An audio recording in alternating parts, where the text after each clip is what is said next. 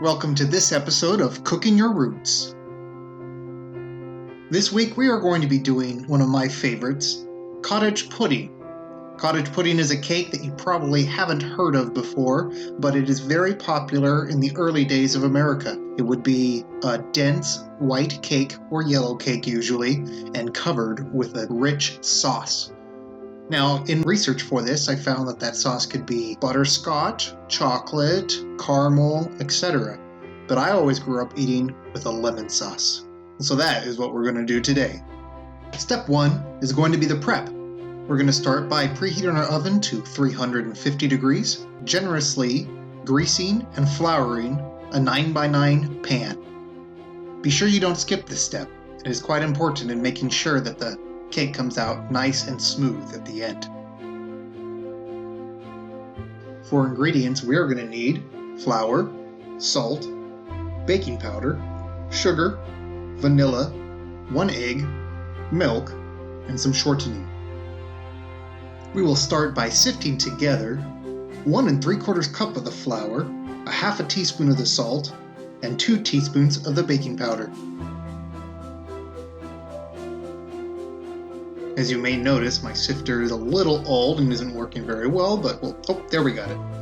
Now, sifting is an outdated concept. Our modern processing excludes the reason to get out weevils and the such. And so the only reason to sift nowadays is to make sure that everything is evenly mixed together and that your flour stays nice and fluffy. This can be accomplished with just a spoon and a good old stir.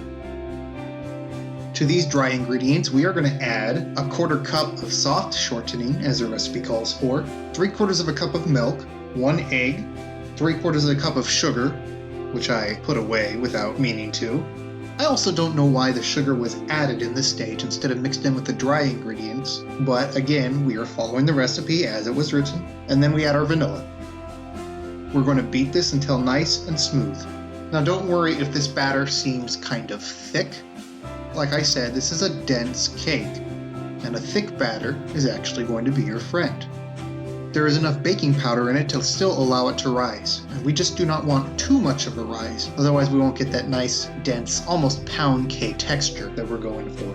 Pour your batter into your already greased and floured 9x9 pan, making sure you get all of that goodness out of the bowl.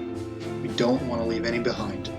Then we're going to pop this into that oven that is already preheated to 350 degrees for 25 minutes or until it starts to turn golden brown on top. Now, cottage pudding is more than just a cake. We need a delicious sauce to go with it. And for this sauce, we are going to have a few ingredients: lemons, butter, sugar, cornstarch, and boiling water. We are going to start by mixing together 2 tablespoons of the cornstarch with 1 cup of sugar before adding 2 cups of boiling water to it and stirring constantly. Now, if your water is not hot enough like mine, it won't actually thicken at this stage as it's supposed to.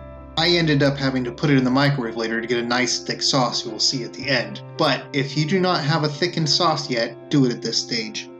After that is all dissolved together, we are going to stir in 4 tablespoons of butter and the juice of 1 lemon, being sure to be careful to take out any seeds that ended up in your concoction when they weren't supposed to. Finish it off by adding the rind of that lemon by zesting it into our sauce. Give that one final stir and you are good to go. Now, here is my final cake out of the oven. We're going to cut this into 9 equal pieces, or unequal pieces if you want the big middle piece like me. And then to serve, we will cut one of these pieces in half and pour the swarm sauce on top. Serve immediately, and it won't last long. Next time, I will take this recipe that my grandma used many, many years ago, and I will put some modern twists on it based on either how it was made or updating some of the ingredients.